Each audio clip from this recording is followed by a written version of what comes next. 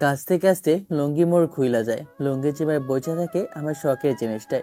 ওরে, কাঁচতে কাঁচতে লুঙ্গি আমার খুইলা যায়, মনের আনন্দে গান গাচ্ছি আর বসে বসে বাদাম খাচ্ছি। যখন তখনই পেছন থেকে কেউ ডেকে ওঠে। কণ্ঠটা আমাদের অচেনা না, কারণ কণ্ঠটা হচ্ছে আমার প্রাণের প্রাণ একমাত্র কুত্তা বন্ধু রুদ্র। বাহ বন্ধু বাহ, এটাই হচ্ছে আমার তোর প্রতি ভালোবাসা। নিজে একা একা সব খেয়ে ফেলছিস, আমার জন্য একটা বাদামও রাখছিস না। এগুলো কিন্তু ঠিক না বন্ধু। তুই একা খেয়ে ফেলেছিস, দুজনের ভাগাভাগি করে খেয়েছি, দুজন একসাথে ঘুমিয়েছে, দুজনে একসাথে। ভাই, আমার ভুল হয়েছে, আমারে ক্ষমা করে দে। তুই এখন আমার ইচ্ছুটা নিয়ে গালাগালি করবি তো? আমি বিষয়টা বুঝতে পেরেছি। যাই হোক, আমি ভুল করেছি, আমাকে ক্ষমা করে দে। এই নে, বাদাম খা তুই। আরে বন্ধু, রাগ করিস কেন? এত বড় শহরে এইসব ছোটখাটো বিষয় নিয়ে একটু হয়, এমন না হলে কি আমাদের মধ্যে ঝগড়া হবে নাকি? আর ইদানিং বুঝলাম না, দেখছি তুই অনেক আনন্দে আর খোশ মেজাজে আছিস। কারণটা কি? একটু কাহিনীটা বল না মামা, হয়েছেটা কি? আরে বন্ধু, বলিস না, গতকালকে তোদের বাসায় গিয়েছিলাম না, তখন আসার সময় তোদের বাসার এক পাশে দেখলাম 1,000 টাকার নোট পড়েছিল।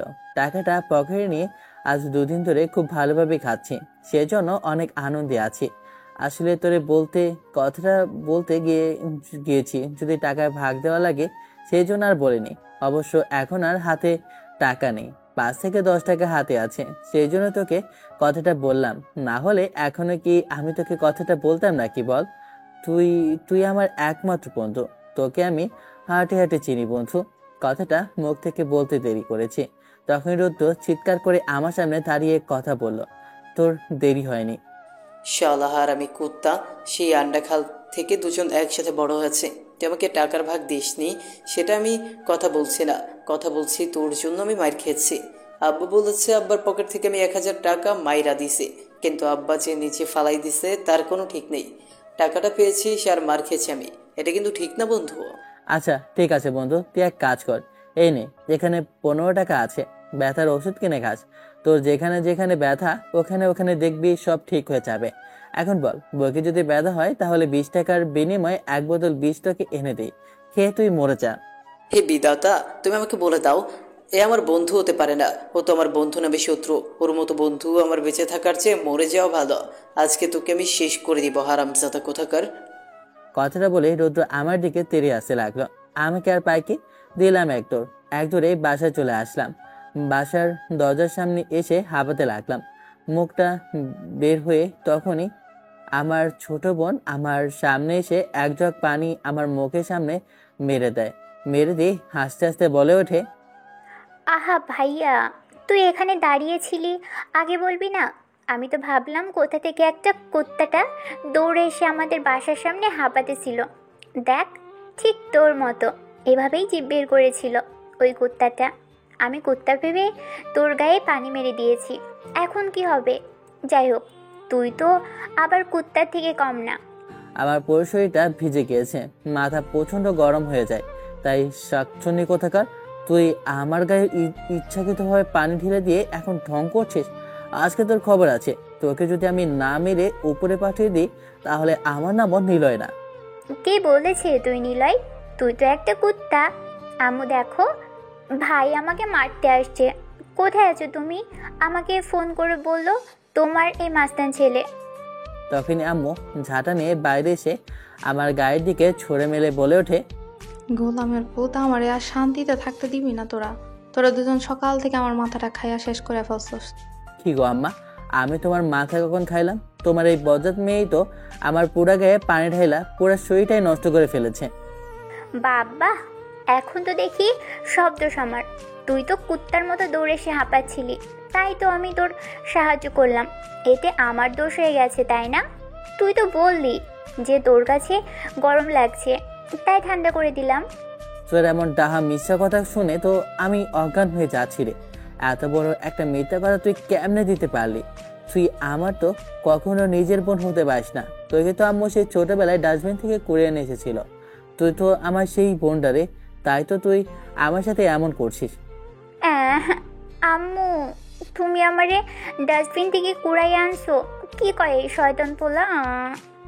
তোরে শুধু ডাস্টবিন থেকে কুড়িয়ে আনে নাই, তোর মা বাবার কোনো খোঁজ খবর নাই। তুই একটা এতিম একটা মায়া, তোরে আমরা পালাইয়া বড় করেছি। আর তুই আমাদের সাথে এখন এমন করছিস? তোরে তো কাজের মেয়ে হিসেবে রাখা প্রয়োজন ছিল রে। মিমি তো কান্না করে দিল। তখনই আম্মু আবার ঝাঁটার বাড়িটা খুঁজে এনে আমার গায়ে মারতে লাগলো। আমি তো এদিক ওদিক দৌড়াতে লাগলাম। তোরা দুইটা এত মিললা আমার জীবনটা একদম শেষ করে ফেলাইলি। তোদের দুইটারে নিয়ে আমি কই যাবো? কেন আম্মু? অনেকদিন তো হয়েছে, আমরা কখনো ঘুরতে যাই না। আমাদের সবাইকে তুমি একটু ঘুরতে নিয়ে গেলেই তো হয়, তাহলে তোমার আর জ্বালা পোড়া কিছুই থাকে না।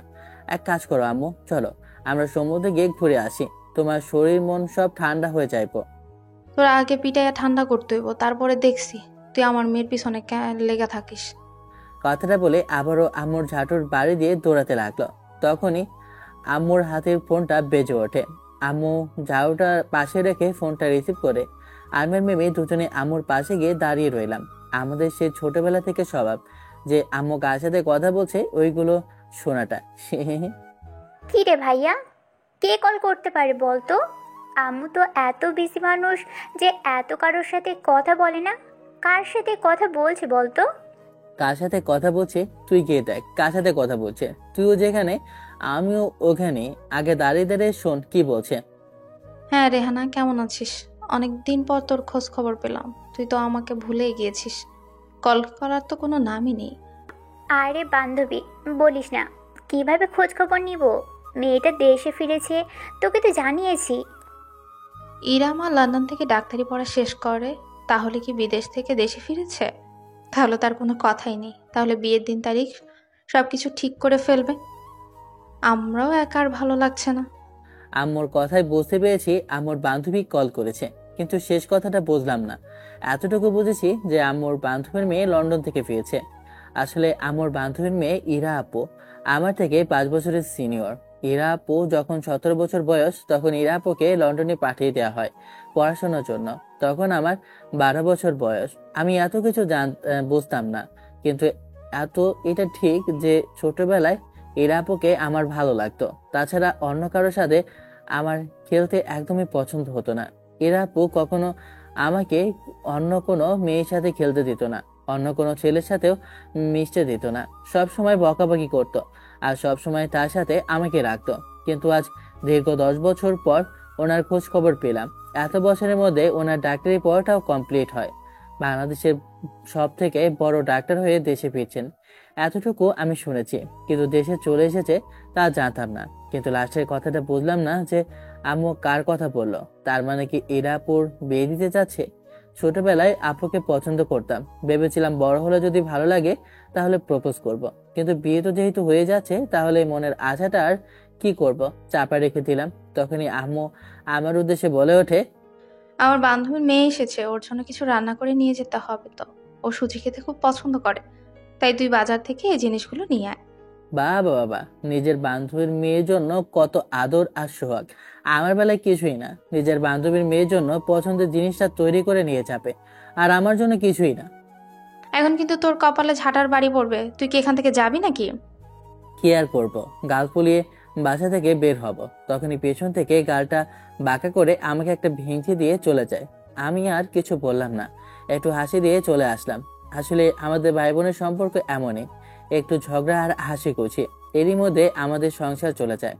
আম্মু হাতে একটা কাগজ ধরিয়ে দিয়ে কতগুলো বলছিল নিয়ে আসার জন্য। আম্মু আমার হাতের কাগজটা নিয়ে বাজারে চলে গেলাম। বাজারে গিয়ে বলবো কাকুকে, কাকি আমায় পাঠাইছে তোমার কাছে চেয়ে। উল্টাপাল্টা গান গাওয়া আমার যেন একটা স্বভাবে পরিণত হয়ে গিয়েছে।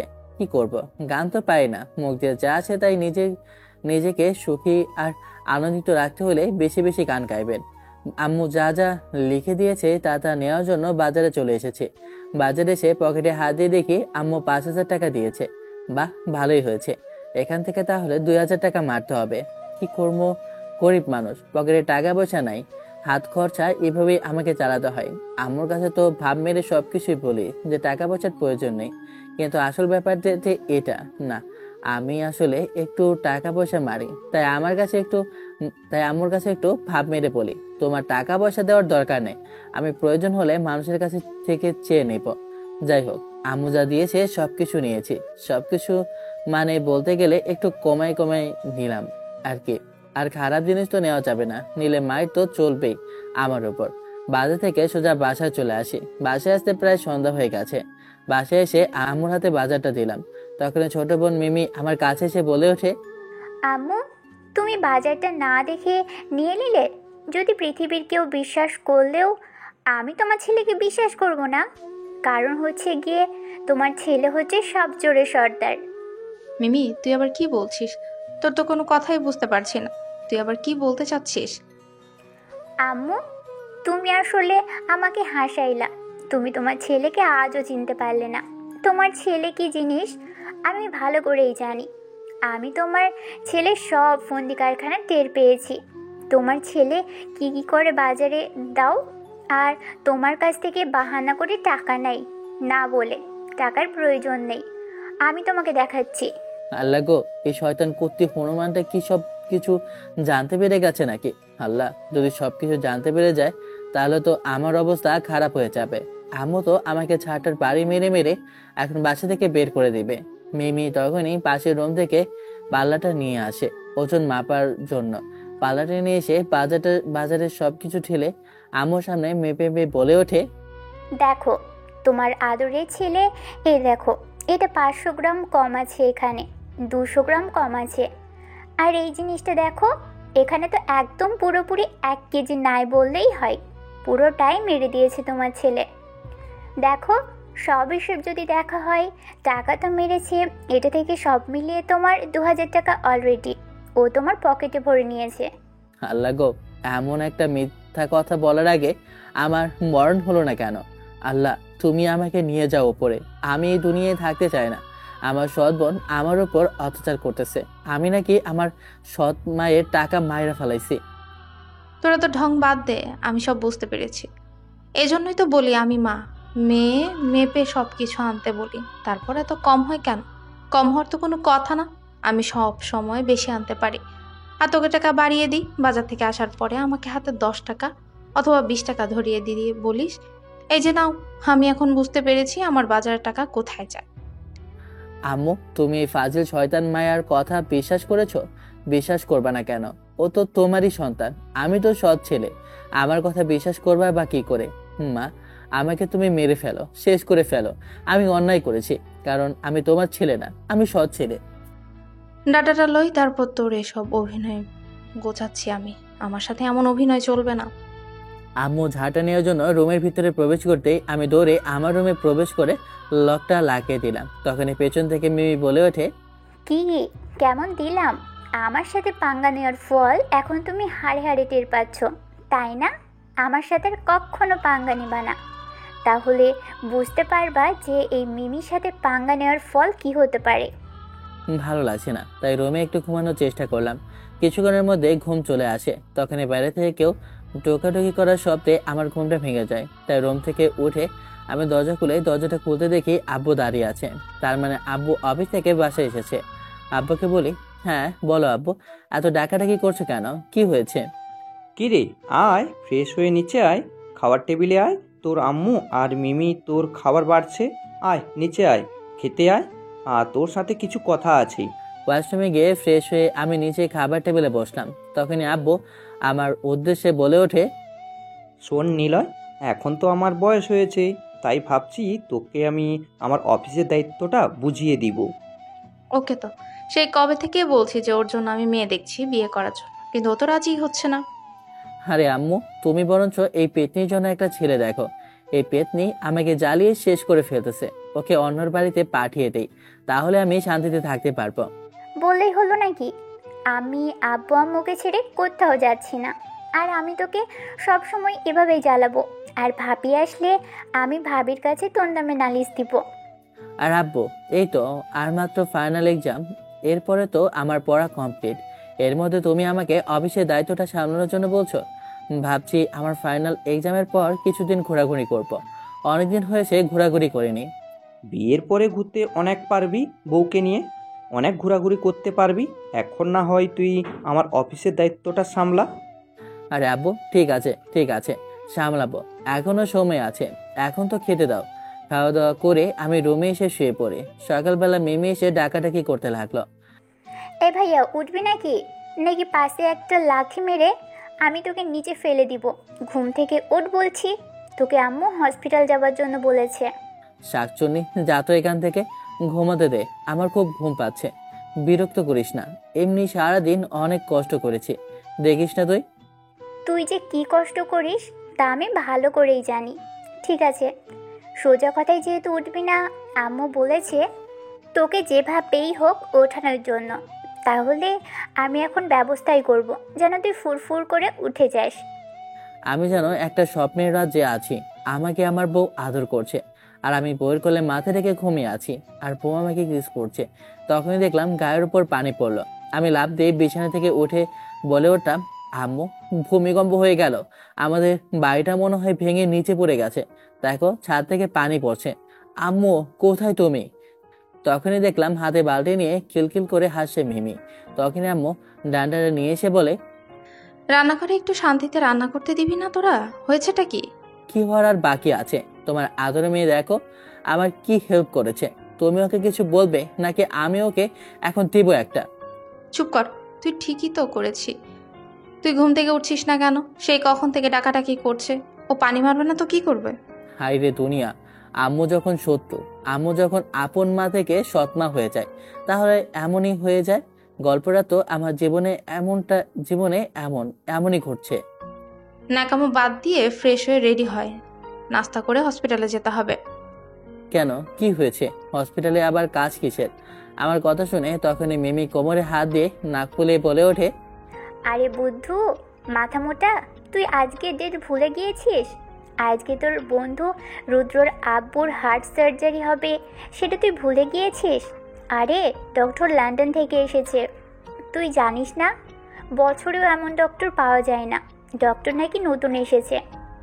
এই, তুই রুমে যা, আমি ওকে বলছি ওর মাথায় কিছুই ঢুকবে না, ওসব ভুলে গেছে। আসলে আমি ভুলে গিয়েছিলাম যে রুদ্রের আব্বুর হার্টের সমস্যা আছে। ওনার হার্ট সার্জারি করাটা খুবই প্রয়োজন, কিন্তু উনি দেশের বাইরে যেতে পারবে না। কিন্তু আমাদের দেশে যে এত বড় ডাক্তার এসেছে আমি নিজেও জানি না। ব্যাংকে থেকে উঠিয়ে 40 লক্ষ টাকা তোর আব্বুর ব্যাগের মধ্যে রেখেছে। টাকাগুলো নিয়ে তুই জমা দিয়ে আয়, যা। আর রুদ্রের আব্বুকে অপারেশন কমপ্লিট হলে ওনাকে তুই বাসায় পৌঁছে দিস।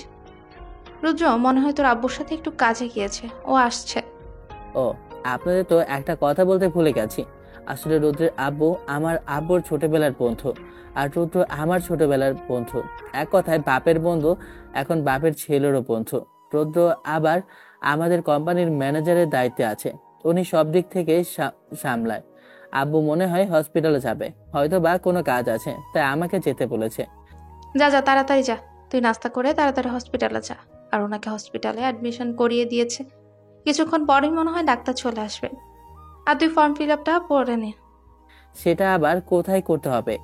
আরে হাদারাম, তুই তো আগে হসপিটালে যা, ওখানে গেলেই তো সবকিছু বুঝিয়ে বলবে।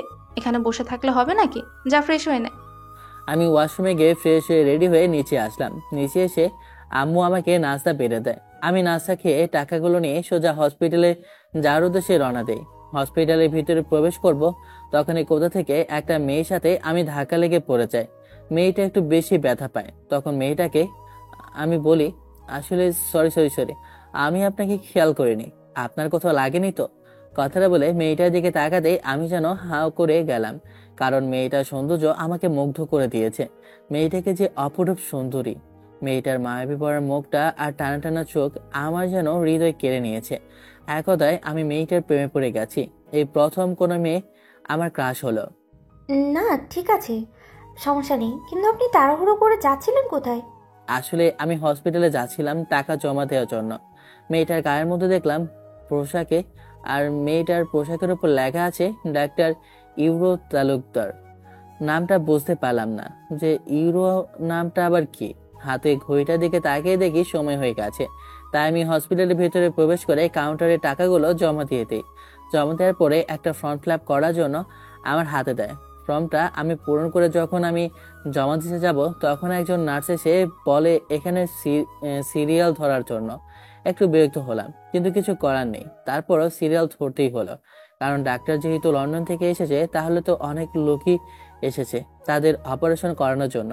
কি আর করার, সবার মতো আমিও সিরিয়াল ধরে রেখেছি। প্রায় আধা ঘন্টা সিরিয়াল ধরার পরে আমার আমার প্লে আসে। তখনই হাতের ফোনটা বেজে ওঠে। কি রে, তুই কোথায় আছিস? আমরা তো সবাই অপারেশন থিয়েটারের সামনে দাঁড়িয়ে আছি। আব্বুকে তো ভেতরে নিয়ে গিয়েছে, তুই এখনো কোথায়? তোকে যে দেখছি না। আরে ভাই, ফর্মটা ফিল আপ করছি, এখন তো ওনাকে দিতে হবে তাই না? অনেক সিরিয়াস, তাই আমি 1 ঘন্টা ধরে দাঁড়িয়ে রইলাম। আরে ভাই, তুই দাঁড়িয়ে থাকবি কেন? বুঝলাম না।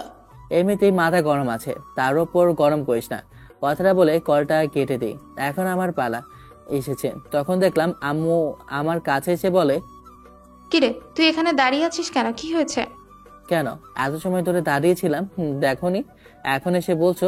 এসেছো প্রায় 1 ঘন্টা ধরে দাঁড়িয়েছিলাম, অনেক লম্বা সিরিয়াল ছিল। মানে একটু এখানে দাঁড়িয়ে থাকবে কেন? তুই ভেতরে চলে গেলেই তো হতো। কেন, উনি কি আমার দুলাভাই লাগে যে আমি চলে যাব আর উনি আমাকে ফর্মটা ফ্ল্যাপ জমা নিয়ে নেবে? দুলাভাই না হলেও কি হয়েছে, তোর তো বউ হবে। কিছুই তো বুঝলাম না। আরে ওখানে তো আর কেউ বসেনি, ওখানে তোর ইরা বসে আছে, আমার বান্ধবীর মেয়ে, লন্ডন থেকে এসেছে সে ডাক্তারি শেষ করে। ও তো এখানে হার্ট সার্জারি করবে। তার মানে আমি এত সময় এখানে দাঁড়িয়ে রইলাম? আল্লাহ গো, আমার তো পা ব্যথা হয়ে গেছে। এখন চল, এত কথা না বলে ভেতরে প্রবেশ কর। কিরে মা, কেমন আছিস তুই? এই হচ্ছে নিলয়, মানে নিলয় তোমার ছোটবেলার খেলার সাথী। চিনতে পেরেছো তুমি ওকে? ভিতরে প্রবেশ করতে আমি ভ্যাবাচাকা খেয়ে গেলাম, কারণ একটু আগে ধাক্কা খেয়েছিলাম যে মেয়েটার সাথে, ওই মেয়েটাই হচ্ছে ইরা, আর ইরাই হচ্ছে আমার বান্ধবী মেয়ে। আমি যখন ভিতরে প্রবেশ করি, এরা আমার দিকে হা করে তাকিয়ে রইল। এরা অপলক চোখে আমার দিকে তাকিয়ে রইল, আমিও ওর দিকে তাকিয়ে রইলাম। তখনই আম্মু আমাদের উদ্দেশ্যে বলে ওঠে, আর এভাবে তাকিয়ে না থেকে এখান থেকে চল, তোমার তো আবার পড়তে হবে, সারাদিন তো পড়ে আছে। এরপর না হয় দুজন কথা বলো। আমি একটু লজ্জা পেলাম। দেখলাম এরা ওখান থেকে সোজা অপারেশন থিয়েটারে চলে যায়। তার মানে এরা আপু অনেক বড় ডাক্তার হয়ে গিয়েছে। যাই হোক, দীর্ঘ 2 ঘন্টা পর এরা আপু অপারেশন থিয়েটার থেকে বের হয়। তখনই রুদ্র এরা আপুকে বলে, আব্বু আব্বু এখন কেমন আছে আব্বু? উনি সুস্থ আছে তো? তুমি চিন্তা করো না, তোমার আব্বু এখন সুস্থ আছে। ওনাকে এখন রেস্ট নিতে দাও। আগামীকালকে ওনার জ্ঞান ফিরবে, তারপর না হয় ওনাকে বাসা নিয়ে যেতে পারবে। এখন আপাতত আইসিইউতে থাকা হোক, আগামীকালকে আঙ্কেল মোটামুটি সুস্থ হয়ে যাবে। আব্বু রুদ্রকে নিয়ে যায় আঙ্কেলের জন্য কিছু কেনার জন্য। আমি, আম্মু আর আন্টি আমরা 4জনে একটু নিচে আসি। তখনই ইরা আম্মু আর তার ডাক্তারের যে ড্রেস পরা ছিল ওইটা চেঞ্জ করে নেমে আসে। এমনি তো ইরা আপুকে দেখে ক্রাশ খেয়ে বসে আছি, এর উপর আবার আসছে যখন নিচে নামছিল তখন তার পেটে স্পষ্ট তিলটা আমি দেখতে পাচ্ছিলাম। কি যে হেভি লাগছিল, বোঝানোর কোনো ভাষাই নেই। রেহানা, আমরা দুজন চল না হয় বাসায় গিয়ে গল্প করি। ওরা দুজন কিছুটা সময় ঘোরাঘুরি করে আসুক। অনেকদিন পর দুজনে দেখা হয়েছে, দুজনকে একটু আলাদা ছেড়ে দিই। কিন্তু আম্মু, আমি... চুপ কর যা, ওকে নিয়ে একটু ঘুরে আয়। মেয়েটা আজ এত বছর পর দেশ থেকে ফিরেছে, বাংলা ভালোভাবে কিছু দেখেও নি, ওকে নিয়ে একটু ঘুরিয়ে আন। দেখলাম অবাধ্য মেয়ের মতো মাথা নিচু করে চুপ করে দাঁড়িয়ে রইল, কোনো কথা বলছে না। এত ভদ্র মেয়ে কবে থেকে হয়ে গেল রে বাবা, যে তাকে মেয়ে ছিল এখন দেখি সে শান্তশিষ্ট হয়ে গেছে। মনে হয় ডাক্তার হলে এমন শান্তশিষ্ট আর ভদ্র হওয়া চাই, না হলে ডাক্তার হওয়াটা সহজ না। কিরে, তোর বাইকের কি হয়েছে? বাইকে করে তুই ওকে ঘুরিয়ে নিয়ে আয়। বাইকে করে নিয়ে যেতে হবে? হ্যাঁ, তোরা যা, ঘুরে আয়, আমরা যাচ্ছি। আমি আর আমার বান্ধবী কিছুক্ষণ গল্প করব, তোরা তাহলে যা। কি আর করার, আমি ইরাপুকে আমার বাইকের পেছনে উঠিয়ে ওনাকে ঘোরানোর জন্য পার্কে নিয়ে গেলাম। দেখলাম ইরাপু লজ্জা পাচ্ছে। লজ্জায় উনি আমাকে কোনো কথা বলছে না। বুঝলাম না উনি আমার সিনিয়র, বরঞ্চ উনি আমাকে প্রশ্ন করবে, কিন্তু আমাকে কোনো প্রশ্নই করছে না। নীরবতা ভেঙে আমি নিজেই ইরাপুকে জিজ্ঞেস করলাম, আচ্ছা আপু, তোমাদের ওখানে কেমন যাচ্ছিল? তোমরা যে লন্ডনে ছিলে, পড়াশোনা ওখানে কেমন কাটছিল? আমার মুখে আপুর একটা শুনে কেমন জানি দেখলাম এরা আপুর চোখ লাল হয়ে যায়। এত সময় চুপ ছিল, কিন্তু এখন যেন তার আসল রূপটা আমার সামনে চলে আসলো। তখনই আপু আমার ঘায়ে ঘেঁষে সামনে এসে বলে ওঠে, এত সময় চুপ ছিলাম তার মানে এই না আমি কোনো কথা বলতে পারি না। তুই আমাকে আপু ডাকলি কেন? আমি তোর কোন কালের আপু লাগি যে তুই আমাকে আপু ডাকতে গিয়েছিলি? যা বাবা, আমার বয়সের সিনিয়র তাই তো আপু ডাকলাম, এইটাই তোমার ক্ষতি হয়ে গেল? এবার কথাটা যেন একটু গায়ে লেগে গেল। তাই তো একদম শার্টের কলা ধরে টেনে তার কাছে এনে বলতে লাগলো, আমাকে যত ভদ্র মনে করেছিস না, তত ভদ্র না। শেষবারের মতো বলে দিলাম, আর একবার যদি আপু ডাকিস তাহলে কিন্তু তোর মাথা এখানে আর থাকবে না। তোর এই মাথাটা আমার হাতে থাকবে, আর পা দুটো আমার উপরে। তাই ঠিকঠাক বলে আমাকে ডাকবি। আমার নাম ইরা, ইরা বলে ডাকবি। আর যদি আপু বলেছিস তাহলে কিন্তু তোর খবর আছে।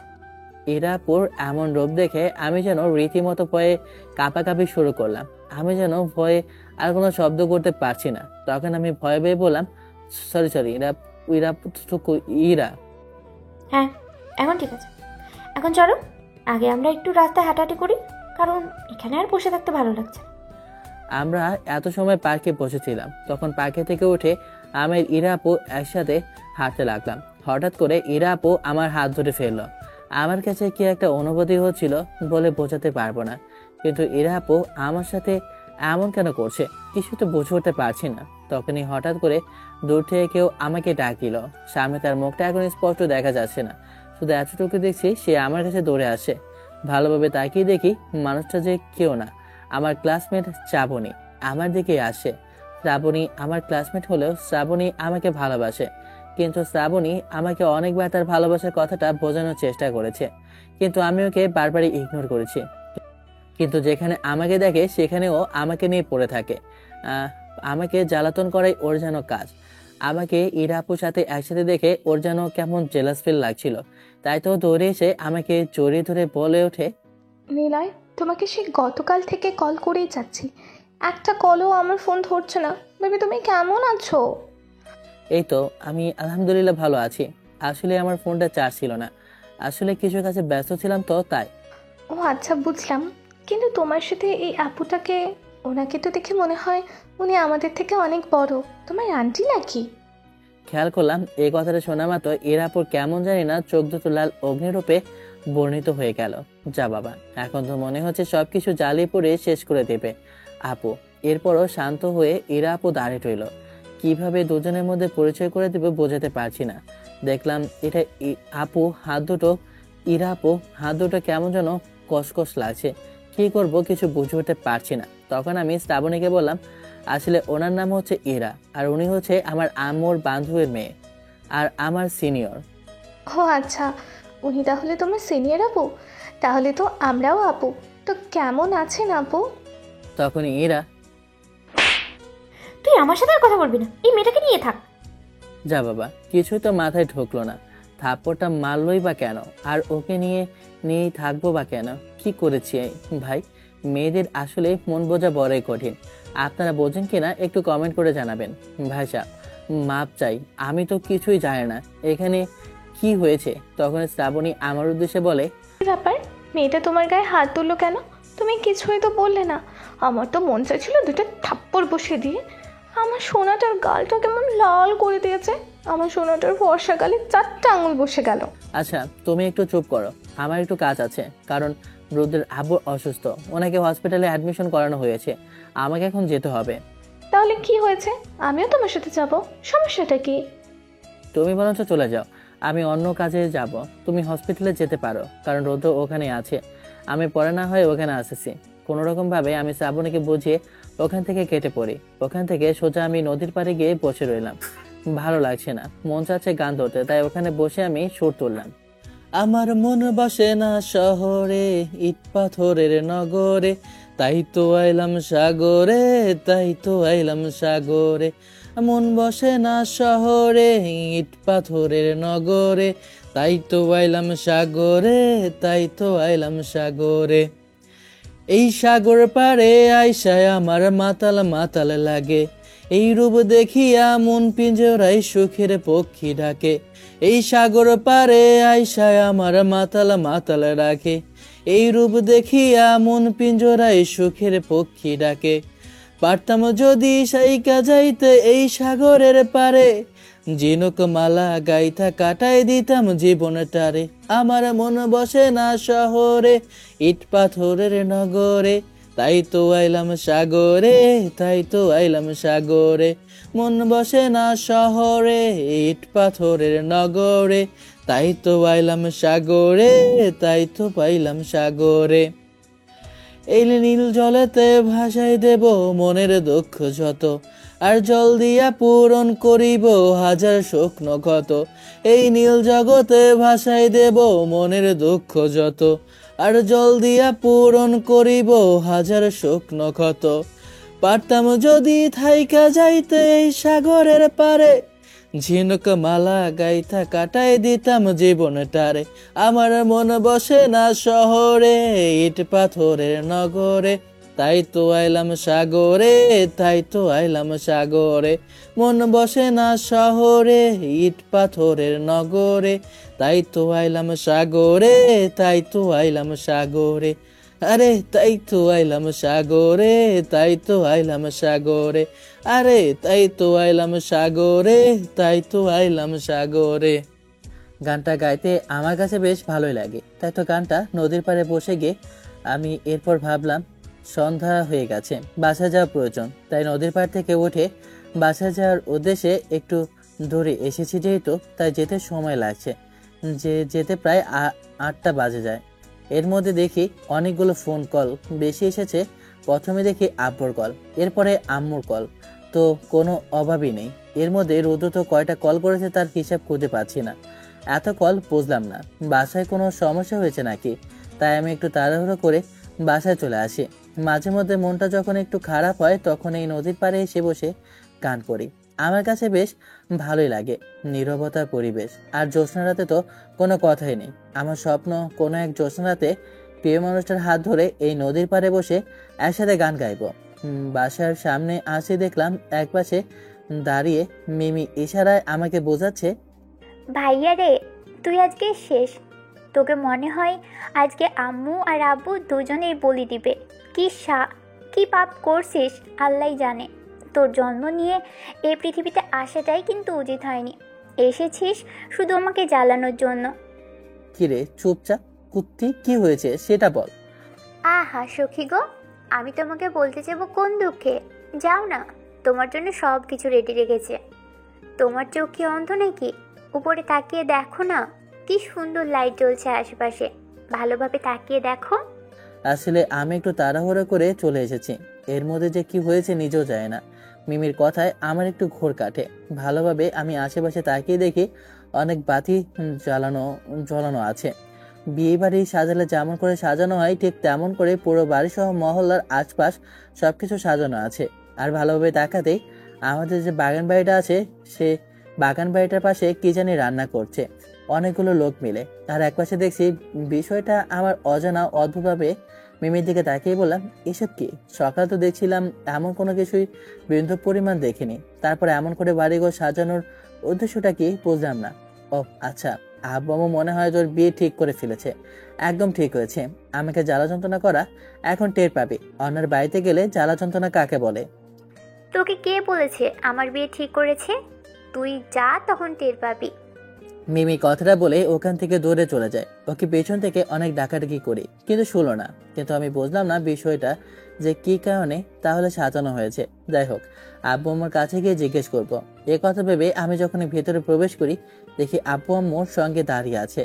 তখনই আম্মু আমাকে সামনে দেখে রেগে আমার কাছে এসেই, তোর এত বড় সাহস, তুই অন্য মেয়েদেরকে নিয়ে উল্টাপাল্টা কাজ করে বেড়াস? আর আমি তোকে এই শিক্ষা দিয়েছি যে কিভাবে কি করতে হবে? আর তুই কেন? আমি না, ছাড়ো, আজকে ছেলেটার বিশেষ দিন। তুমি আজকে ছেলেটাকে এভাবে মারবে নাকি? তুমি বাদ দাও, ওকে মারবো না তো কি করব? আদর করব? ও কত বড় একটা কাজ করেছে ও নিজেও জানে না। ওকে আমি কিভাবে মানুষ করেছি ও ভুলে গেছে? ও এমন ব্যবহার কি করে হয়? হ্যাঁ, আমি ওকে এমন শিক্ষা দিয়েছি যে ও আমার কাজ করবে, এমন কাজ করবে বাইরে গিয়ে মানুষের সাথে খারাপ ব্যবহার আর খারাপ আচরণ করে বেড়াবে। কথাগুলো যেন আজব আমার কাছে লাগছে আর মাথার ওপর দিয়ে চলে যাচ্ছে। বিষয়টা তো কিছুই বুঝতে পারছি না। গাঁজা কি আমি সেবন করেছি নাকি আমার বাসার সবাই সেবন করেছে, তাই তো বুঝতেছি না কি হলো আর কি হয়ে যাচ্ছে। আমার জানার মতো তো আমি কিছুই করিনি, তাহলে এমনটা কেন বলছে? তখনই আপু আমার দিকে রাগিয়ে তাকে চোখে তাকিয়ে বলে ওঠে, নিলয়, যা উপরে যা, রুদ্রসহ সবাই ওখানে বসে আছে। আর তিনি এখানে পাঞ্জাবি আর শেরওয়ানিটা আছে, ওটা পরে নিস। ওরা ওখানেই আছে, আমরা সব কিছু রেডি করে নিচ্ছি। কিছুই তো বুঝলাম না। তখন আমি একটু ভয়ে আব্বুকে জিজ্ঞেস করলাম, আসলে আম্মু সামনে ছিল তাই হয়তো আম্মুকেই লাগে। আব্বুকে তো কখনো ভয় পায় না। আব্বু সব সময় আমাকে আদর করে আর আম্মু আমাকে সবসময় মেরে এসেছে। তাই আম্মুর একবার দিয়ে গিয়ে আব্বুর কাছে কথাটা বললাম। আরে বুদ্ধ, আজকে তোর বিয়ে, আমরা তোর বিয়ে ঠিক করেছি। কথাটা শোনা মাত্রই আমার পায়ের জমিটা যেন এক পা ছেড়ে চলে যেতে লাগলো। কি বলছে আপু, মাথা ঠিক আছে নাকি? হঠাৎ করে আমার বিয়ে, তাও আবার আমাকে না জানি। কথাটা একটু আব্বুকে আসতেই বললাম, কিন্তু আম্মু শুনে ফেললো। আম্মু শুনেই রেগে কথাগুলো বলে। আমি যেন তোকে 5 মিনিটের মধ্যে রেডি হয়ে নিচে আসতে দেখি। সব কিছু রেডি আছে, কাজীও চলে এসেছে। আমরা মেয়ে পক্ষের বাসায় যাব। আম্মু কথাটা বলে উপরের রুমে চলে যায়। আমি যেন আগের মতোই দাঁড়িয়ে রইলাম। আব্বু আমার এমন অবস্থা দেখে একটু হেসে বলে ওঠে, তোর মাকে তো তুই ভালো করেই জানিস। তোর মায়ের উপর কথা আমি নিজেও বলতে পারি না। তোর মা কতটা ভয়াবহ তুই তো ভালোই জানিস। তাই বাবা, তোকে যা বলছি তাই কর। যা, রেডি হয়ে যা। কিন্তু বাবা, বিয়েতে তো আমার এখন কোনো অমত নেই, আর আমি বরঞ্চ একজনকে ভালোবাসি, আর হুট করে আমি কাউকে বিয়ে করে ফেলতে পারবো না। দেখ বাবা, এসব বাদ দে। এসব আবার বলে কোনো লাভ নেই। তোর মা তোকে যার সাথে বিয়ে ঠিক করেছে, ওই মেয়েটা দেখতে শুনতে খুবই ভালো এবং কি সুশীলতার গুণবতী। তোর ভালোই লাগবে। ভালোবাসলে তুই ওই মেয়েকেই ভালোবাসিস। কিন্তু বাবা, আমার কথা আর কিছু বলতে না দিয়ে আব্বু আমাকে উপরের রুমে ঠেলে নিজের রুমে ঢুকিয়ে দেয়। রুমে ঢুকিয়ে দেখি রুদ্র বসে আছে। রুদ্র আমার এমন অবস্থা দেখে হাসতে হাসতে বলে ওঠে, কিরে বন্ধু, আর লুচ্চামি করে বেড়াবি? দেখ, আজকে তোর এসবের ফল ভুগতেই হচ্ছে। এই শালা, আসল কারণটা কি তুই জানিস? আব্বু আম্মু আমার সাথে এমন করছে কেন? তুই কি জানিস এর কারণটা? আমার সাথে কেন আব্বু আম্মু এমন করছে? আমি তো কিছু বুঝতে পারছি না। কার সাথে আমাকে ধরে বেঁধে বিয়ে দিয়ে দিচ্ছে? কি বলছিস? কে তোর অজানা? তুই জানিস না কার সাথে তোর বিয়ে? এই হারামজাদা, আমি যদি জানতাম যে বিয়েটা কার সাথে, তাহলে তো আমি নিজেই তোকে বলতাম না। মার ডালা, আমি তো ভেবেছিলাম তুই জানিস। আর আমি কিভাবে জানবো? আন্টি তো আমাকে বলেছে আজকে তোর বিয়ে, তাই তো আমি চলে এসেছি। আর আসার সময় বলেছে তোর জন্য পাঞ্জাবি নিয়ে আসতে, আর তোকে এখানে সাজিয়ে দেওয়ার জন্য, সবকিছু আনার জন্য আমাকেই দায়িত্ব দিয়েছে। এখনো যেন মাথার মধ্যে কেমন মাছের মতো সবকিছু বন্ধন করেছে, যে সারাদিনে কি করেছি, কি কারণে আমার সাথে এমনটা হতে পারে, তার কোনো উত্তর আমি এখনো খুঁজে পেলাম না। তখনই আব্বু বাইরে থেকে বলে ওঠে, কিরে, তোর আম্মু তো ডাকাডাকি করছে। তুই কি এখনো রেডি হয়েছিস নাকি? তাড়াতাড়ি রেডি হ, সবাই নিচে তোর জন্য অপেক্ষা করছে যে। ঠিক আছে আব্বু, তুমি যাও, আমি 5 মিনিটে রেডি হয়ে নিচে আসি। কথাটা বলতে আব্বু ওখান থেকে চলে যায়। তখন রৌদ্র আমাকে রেডি করতে লাগলো। রেডি হতে প্রায় 10 মিনিট হয়ে যায়। 10 মিনিট পর আমি নিচে আসি। নিচে আসে দেখি আমার বিয়ের গাড়িটা ফুল দিয়ে অনেক সুন্দর করে সাজানো আছে। ড্রাইভার আমাকে গাড়িটা খুলে দেয়। আমি গাড়ির ভিতরে প্রবেশ করি। গাড়িটা নিজ আপন গতিতে চলতে লাগলো আমার শ্বশুর বাড়িতে। আমি নিজেও জানি না আমার শ্বশুর বাড়ি কোথায়, আর আমার বউ বা কোথায় আর কি। প্রায় 1 ঘন্টা পর গাড়িটা একটা মস্ত বড় বাড়ির সামনে এসে থামে। আমি যখন গাড়ি থেকে নামি, তখন এই বাড়িটা আমার কাছে কেমন জানি চেনা চেনা লাগতে লাগলো, কিন্তু ঠিক মনে করতে পারছি না, বা এটা অনেক সুন্দর করে সাজানো তো, তাই বুঝতেছি না যে আসলে বাড়িটা কার। এর পক্ষে মেয়ে পক্ষের অনেকগুলো ছেলে মেয়ে এসে আমাকে স্টেজে নেওয়া হয়, এরপরে আনা হয়, কিন্তু কনের মুখটা ঘোমটা দিয়ে ঢাকা আছে, যার ফলে আমি কনেকে দেখতে পাচ্ছিলাম না, শুধু তার হাত পাই দেখছিলাম। হাত পা দেখে বুঝতে পেরেছি বেশ ভালোই যে মেয়েটার ধবধবে সাদা। প্রায় অনুষ্ঠান হতে হতে রাত 11:30টার মতো বেজে যায়। দেখতে দেখতে বিয়ের কাজটাও সম্পূর্ণ হয়ে যায়। আমরা বাসায় চলে আসি। বাসায় আসতে প্রায় 1টা বেজে যায়। বাসার ছাদে এসে আমি দাঁড়িয়ে আছি। পকেট থেকে সিগারেটটা বের করে সিগারেটটা খেতে লাগলাম। তখন পেছন থেকে কেউ কাঁধে হাত দেয়। ভয় একটু কেঁপে উঠি। সিগারেট নিচে ফেলে দিয়ে তখন পেছন ফিরে দেখি রৌদ্র। হারামজাদা, তুই তো ভয় পেয়ে দিলি। তুই এই সময় এখানে কি করছিস? না বন্ধু, তোর জন্য আফসোস লাগছে। তোকে না জানিয়ে বিয়েটা তোকে দিয়ে দিল। যাই হোক, তোর তো পছন্দের কোনো মানুষ নেই, তাহলে কোনো সমস্যা তো আমি দেখতে পাচ্ছি না। পছন্দের মানুষ নাই তোকে কে বলেছে? মানে, তোর কথা আমি বুঝলাম না। আমার জানা অনুযায়ী তো তোর এমন কোনো পছন্দের মানুষ নেই, তাই তো বলেছি। বরঞ্চ তোকে অনেকেই পছন্দ করে, তুই ওদেরকে বাধা দিস না।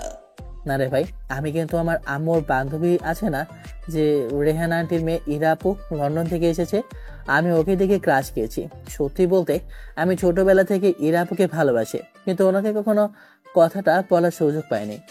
কথাটা তুই তাহলে আন্টিকে জানালে না কেন? এখন বিয়ে হয়ে যাওয়ার পর আমাকে বলছিস কেন যে তুই ইরাকে ভালোবাসিস? নাহলে তো আমিও আঙ্কেলকে বিষয়টা বলতাম। হারামজাদা, আমি যেন জানি আজকে আমার বিয়ে, আর আমি আসলে আমাকে বিয়ে দিয়ে দেবে। তাও কথাটা খারাপ বলিসনি। তুইও বা জানবি কি করে আজকে যে তোকে এইভাবে বিয়ে দিয়ে দিবে? কিন্তু আমি এই কথাটা বুঝলাম না যে তোকে এমন হুটহাট করে বিয়ে দেওয়ার কারণটা। তুই এমন কি করেছিস? ভাই বিশ্বাস কর, সত্যি বলতে আমি নিজেও জানি না আমার কারণটা, আমার দোষটা তো আমি নিজেও খুঁজে পাচ্ছি না যে আমি কি ভুল করেছি যার ফলে আমাকে এভাবে শাস্তি দেওয়া হচ্ছে। আমাদের কথার মাঝে তখনই আম্মু ওপরে উঠে যায়। আম্মু ওপরে এসে বলে ওঠে, রুদ্র তুই এখানে দাঁড়িয়ে কি করছিস? যা নিচে যা, নিচে গিয়ে দেখ অনেক মেহমান এসেছে, ওদেরকে গেস্ট রুমে নিয়ে যা। আর রান্নাবান্নাগুলো কেমন কাজ চলছে ওখানে যা। রুদ্র কথাটা শুনে মাথা নিচু করে ওখান থেকে সোজা নেমে যায়। আসলে রুদ্র আম্মুকে আমার মতোই ভয় পায়, আর আম্মু রুদ্রকে আমার মতনই ঠিক একইভাবে শাসন করে। রুদ্র কোনো কথা বললো না, সোজা ছাদ থেকে নিচে নেমে আসলো। তখন আম্মু আমার কাছে এসে বলে ওঠে, নতুন বউ ঘরে রেখে তুই এভাবে ছাদে দাঁড়িয়ে আসিস কেন? তোর কোনো মতিগতি তো আমি বুঝতে পারছি না। এর কারণটা কি? যা এক্ষুনি নিচে যা। আম্মুর কথা শুনে আমি আর কিছু বললাম না, মাথা নিচু করে নিয়ে আমার রুমের উদ্দেশ্যে যেতে লাগলাম। রুমের সামনে দাঁড়িয়ে আছি, মনের মধ্যে একটু ভয় কাজ করছে, কারণ অচেনা একটা মেয়ে ভিতরে প্রবেশ করব। কেমন জানি নার্ভাস ফিল লাগতে লাগলো, কিন্তু নার্ভাস ফিল হয়ে কি লাভ? কারণ আমার যে ওকে আমার স্ত্রী হিসেবে মেনে নিতে পারবো না, এই কথাটা যে আমি মেয়েটাকে বলে দিতে চাই, কারণ আমি শুধু ইরাবুকে ভালোবাসি। দুই চার কথা না ভেবে আমি ভেতরে প্রবেশ করি। রুমের ভেতর প্রবেশ করতে মেয়েটা আমার কাছে এসে আমার পা ধরে সালাম করতে মেয়েটাকে বলে ওঠি, দেখুন আপনার আমাকে এইভাবে সালাম করার কোনো প্রয়োজন নেই, আমি আপনাকে কিছু কথা বলতে চাই। আমার কথা শুনে মেয়েটা কেমন জানি নিস্তব্ধ হয়ে যায়, তখন খাটের উপর বসে পড়ে। তখন মেয়েটা গম্ভীর কণ্ঠে বলে ওঠে, জি, কি কথা বলতে চান বলেন, সমস্যা নেই, আমি আপনার সব কথাই শুনছি। কণ্ঠটা কেমন যেন চেনা লাগলেও এখন এতটা মাথায় ঘামানোর প্রয়োজন না মনে করে কথাটা বলতে শুরু করি। দেখুন আপনার সাথে আমার যেহেতু বিয়ে হয়েছে, কিন্তু আমি এই বিষয়টা আপনাকে খুলে বলতে চাই, কারণ আপনার বিষয়টা জানা প্রয়োজন। বিষয়টা হচ্ছে কি, আমার সাথে আপনার বিয়েটা আমার অমতে হয়েছে, তাই আমি আপনাকে এতটুকু জানাতে চাই যে আমি আপনাকে আমার স্ত্রী হিসাবে মানতে পারছি না। আমার কথাটা শুনে মেয়েটার কেমন জানি না ভালো কণ্ঠটা কেমন মলিন হয়ে যায়। তখন নরম কান্নামাখা কণ্ঠে মেয়েটা আমাকে উদ্দেশ্য করে বলে, কিন্তু কেন, কারণটা কি আমি জানতে পারি? মেয়েটা নরম আর মাখা কণ্ঠটা আমি বেশ ভালোই বুঝতে পারছি, কিন্তু আমার যে কিছু আর করার নেই। তা আমি মেয়েটাকে আবার বলি, আসলে আমি একটা মেয়েকে ভালোবাসি, আর আমি সেই মেয়েকে চাই, কিন্তু ওই মেয়েটাকে আমি আমার ভালোবাসার কথাটা বলতে পারিনি। আমি তাকেই ভালোবাসি, আর তার স্থানটা আমি কাউকে দিতে পারবো না। আপনি যদি তাকে ভালোবাসেন তাহলে আমাকে বিয়ে করেছেন কেন? মেয়েটার কথাটা বলে তার মুখের ঘোমটাটা যখন উঠিয়ে ফেলে, তখন মেয়েটার মুখটা দেখে আমি 400 ভোল্টের শর্ট খাই, কারণ আমার সামনে যে দাঁড়িয়ে আছে সেই মেয়েটা যে অন্য কেউ না, এটা হলো ইরা আপু। তার মানে এখন 2 2 4 মিলিয়ে হিসাব বুঝতে পেরেছি যে এত নাটক কি জন্য হয়েছে। তার মানে আমার কাছে বাসাটা যেহেতু চেনা চেনা লাগছিল, এখন বুঝতে পারলাম বাসাটা ছিল ইরা আপুদের। তার মানে আমার সাথে ইরা আপুরই বিয়ে দিয়েছে, কিন্তু আমার সাথে ইরা আপু এমনটা কেন করলো? কি কারণে আমাকে বিয়ে করেছেন বলছেন না কেন? আর আমার কিসের কম আছে যার জন্য আপনি আমাকে স্ত্রী হিসেবে মানতে নারাজ? ইরাপুর কথায় ঘোর কাটে, যেন ইরাপু আমাকে না জানে বিয়েটা আমার অনিচ্ছাকৃতভাবে করেছে, তাই ভাবছি ওনাকে শাস্তি দেওয়া তো লাগবেই। দেখুন আমি তো আগেই বলেছি আমি অন্য কাউকে ভালোবাসি, আর বিয়েটা আমার অনিচ্ছাকৃতভাবে হয়েছে, তাই আমি আপনাকে আমার স্ত্রী হিসাবে মানতে চাই না। খেয়াল করলাম ইরাপুর চোখ দিয়ে পানি পড়ছে, তখন কান্না চোখে ইরা আমাকে উদ্দেশ্য করে বলে ওঠে, ঠিক আছে, আপনি যেহেতু আমাকে স্ত্রী হিসেবে স্বীকৃতি দিচ্ছেন না, তাহলে আমিও আপনার সামনে কখনো আমার স্ত্রীর অধিকার নিয়ে আসবো না। কথাটা বলে ইরা খাট থেকে একটা বালিশ নিয়ে সোফায় এসে শুয়ে পড়ে। তখন আমি ওর উদ্দেশ্যে বলে উঠি, আপনি সোফায় কেন ঘুমাচ্ছেন? খাটে ঘুমান, আমি বরঞ্চ সোফায় গিয়ে ঘুমাচ্ছি। না না, সমস্যা নেই, আপনি খাটে গিয়ে ঘুমান, আমি সোফায় ঘুমাচ্ছি, আমার কোনো সমস্যা হবে না। আমি আর বাড়তি কোনো কথা না বলে খাটের উপর শুয়ে পড়লাম, কারণ সারাদিন যা ধকল গেছে মনে মনে খুশি হয়েছি। ছোটবেলা থেকে যাকে ভালোবেসেছি তাকেই পেয়েছি। মধ্যরাতে কারো কান্নার শব্দ আমার ঘুমটা ভেঙে যায়। ভালোভাবে তাকিয়ে দেখি ইরা বেলকনিতে বসে ঘুমিয়ে ঘুমিয়ে কান্না করছে। এরা মনে হয় আমাকে অনেক বেশি ভালোবাসে, তাই তো এমন আমার জন্য কান্না করছে। ওকে আমি আমার স্ত্রী হিসেবে মানিনি বিধায়, কিন্তু আমি কি করব? আমার সাথে এভাবে যদি করে তাহলে তো একটু শাস্তি পেতেই হয়। এই নীলের সাথে কেউ এমন ছলছতরি করে বাঁচতে পারেনি, এসব ভাবতে কখন যে ঘুমিয়ে পড়ে নেজাও যায় না। সকালবেলা কারো নরম হাতের স্পর্শে ঘুমটা ভেঙে যায়। ঘুম থেকে চোখ ধরতে ধরতে তাকিয়ে দেখি যে আমার সামনে ইরা দাঁড়িয়ে আছে, ভেজা চুল অবস্থায়। ইরাকে যে অসম্ভব সুন্দরী লাগছিল। ইচ্ছা করছিল ওর কানের উপর থেকে চুলগুলো সরিয়ে ভেসে আসছিল চুলগুলো গুঁজে দেই। তখনই ইরা আমার উদ্দেশ্যে বলে ওঠে, আম্মু আপনাকে নিচে যাওয়ার জন্য ডাকছে। নাস্তার টেবিলে আব্বু আম্মু বসে আছে, আপনাকে নিচে নাস্তা করার জন্য যেতে বলেছে। ভালো করে তাকিয়ে দেখলাম যে ইরা রাতে প্রচুর পরিমাণ কান্না করেছে, যার ফলে ওর ফর্সা মুখের মধ্যে চোখের নিচে কালো দাগ বসে গেছে। নিলয়, কিরে আর কত সময় ধরে ঘুমাবি? ঘুম আসে কোথা থেকে তোর? বাসার সব কাজ করে ফেলেছি তো আমি। আম্মুর কথা শুনে ঘুম থেকে লাফ দিয়ে উঠে পড়ি। এরপর ওয়াশরুমে যাই। ওয়াশরুমে গিয়ে গোসল করে বের হতে যাব, তখনই আমার লুঙ্গিটা কিসে চাই জানি আটকে যায়। ওই সময় ইরা আপু রুমের ভিতরে প্রবেশ করে। আমি লুঙ্গিটা টান দিয়ে যখনই ছাড়ানোর চেষ্টা করব, তখনই পা পিছলে আমি পড়ে গেলাম ইরা আপুর গায়ের ওপর। লুঙ্গি কোথায় নিয়ে যাওয়া যায়নি জানি না, কিন্তু আমি যে ইরা আপুর গায়ের ওপর পড়ে আছি এতটুকু ঠিক বুঝতে পারছি। আর আমার ঠোঁটটা ইরা আপুর ঠোঁটের সাথে মিশে আছে। উপরে আর ভিতরে কেমন যে একটা ফিল লাগছিল, কাজ করছিল, বোঝানোর মতো ক্ষমতা আমার নেই। আমার এমন অবস্থা থেকে ইরা লজ্জায় ওর মুখটা বন্ধ করে ওর নিজের তোয়ালেটা আমাকে দেয়। আমি তোয়ালেটা জড়িয়ে নিই। তখন দেখলাম রুমের মধ্যে কেউ প্রবেশ করে এ ভাইয়া, তুই এখনো তো আলো নিয়ে পড়ে আছিস। আম্মু সে কখন থেকে ডাকছে নাস্তা করার জন্য, তাড়াতাড়ি নাস্তা করতে আই। আর ভাবি, তোমার কাছে কিন্তু আমি অনেকগুলো বিচার দিব। তুমি যেহেতু ভাইয়ের সিনিয়র, তাই তুমি ভাইয়াকে শাসন করতে পারবে। আমি মিমির কান ধরে রুম থেকে বের করে দিতে বলি, বেশি পাকনা হয়েছিস না, এখন রুম থেকে যা, আমি রেডি হয়ে আসি। আরে ভাইয়া, বাহ, তুই বউ পেয়েছিস, এখন আমাকে ভুলে গিয়েছিস? ঠিক আছে, বউ পেলে বউয়ের কাছে থাকবে, ঠিক আছে, সমস্যা নেই। আমাদের তো সময় আসবে, তখন দেখিয়ে দিব। চাপেত নি, রুম থেকে বের হয়ে যা, পরে তোর সাথে কথা আছে। আমি রুমে এসে ড্রেস পরে নিলাম, নিচে চলে গেলাম। আমি নিচে এসে নাস্তা টেবিলে বসে ইরা সবাইকে নাস্তা দিতে লাগলো। এ কি করছো বৌমা? তুমি আমাদের বাসায় নতুন বউ, তুমি বসো, আমি আর মেয়েটি তোমাকে নাস্তা দিচ্ছি, তুমি বসো। না আম্মু, সমস্যা নেই, আমি দিতে পারবো। আমি এসব কাজ পারি, আম্মুর কাছ থেকে সবকিছু শিখেছি। দেখেছিস রেহানা, মেয়েটা কত লক্ষ্মী। আমার ছেলে তো আর কোনো কাজই করে দেয় না আমাকে সারাদিন শুধু টই টই করে বেড়ায়। কেউ বলবে এই মেয়েটা লন্ডন থেকে পড়াশোনা শেষ করে এসেছে? ওর সাংসারিক কাজ দেখলেই তো মানুষের শান্তি। আম্মু, তুমি এভাবে মানুষের সামনে আমাকে অপমান করো না। যার নেই মান তার আবার অপমান। চুপ কর তুই। ইরাকে তো আবার হসপিটালে যেতে হবে, ওখানে আরও কিছু অপারেশনের জন্য লোক এসেছে, ওদেরকে অপারেশন করাতে হবে। তাই ইরা আজকে ওখানে যেতে হবে, না হলে তো হবে না। যাবে তো, কি হয়েছে? হ্যাঁ, সমস্যা কি, যাবে। আর হ্যাঁ শোন নিলয়, তুই ইরাকে নামিয়ে দিয়ে এরপর আবার আসার সময় নিয়ে আসিছে। কিন্তু আম্মু, আমার তো কিছু কাজ ছিল ভার্সিটিতে। তো সারাদিন আকাম ছাড়া আর কোনো কাজ থাকে নাকি তোমার?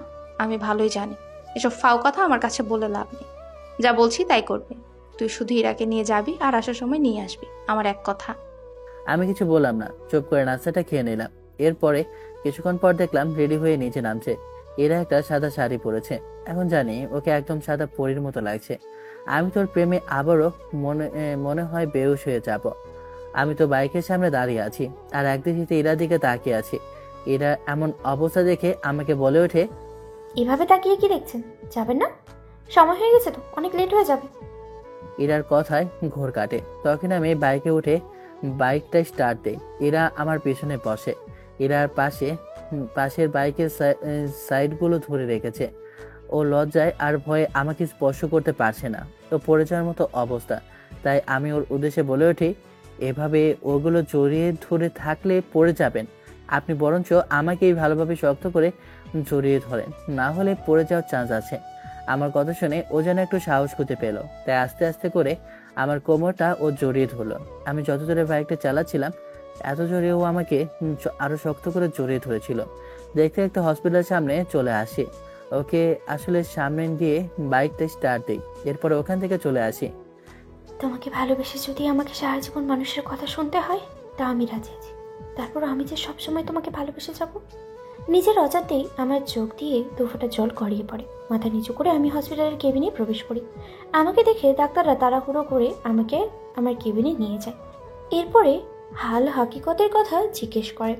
ইরাকে দিয়ে এসে ভার্সিটিতে আসি। ভার্সিটিতে ক্যাম্পাসে এসে দেখি রৌদ্র আর শ্রাবণী বসে আছে। শ্রাবণীর চোখে জল। আমাকে দেখেই, নিলয় প্লিজ, রুদ্র যা বলছে সব কিছু মিথ্যা, তোমার বিয়ে হয়নি। তুমি সত্যি করে বলো, কারণ আমি যে তোমাকে ভালোবাসি। প্লিজ তুমি বলো। শ্রাবণী আমাকে জড়িয়ে ধরে কান্না করতে করতে কথাগুলো বলতে লাগলো। আমি ওকে, দেখো শ্রাবণী, রৌদ্র যা বলেছে তা সত্য। বাবা মা আমার অনিচ্ছাকৃতভাবে আমাকে আমার বিয়ে ঠিক করে এবং কি আমার বাসায় যাতে আমার বিয়েটা ওনারা দিয়ে দেয়, এটাতে আমার সম্মতি ছাড়াই। তাহলে তুমি এই বিয়েতে রাজি না? তাহলে তুমি বলো যে ওই মেয়েটাকে তুমি ডিভোর্স দিয়ে আমাকে বিয়ে করবে। প্লিজ বলো নিলয়, আমার যা সহ্য হচ্ছে না নিলয়। কথাটা শোনা মাত্রই ঠাস। শ্রাবণী, তুমি কি পাগল হয়ে গেছো?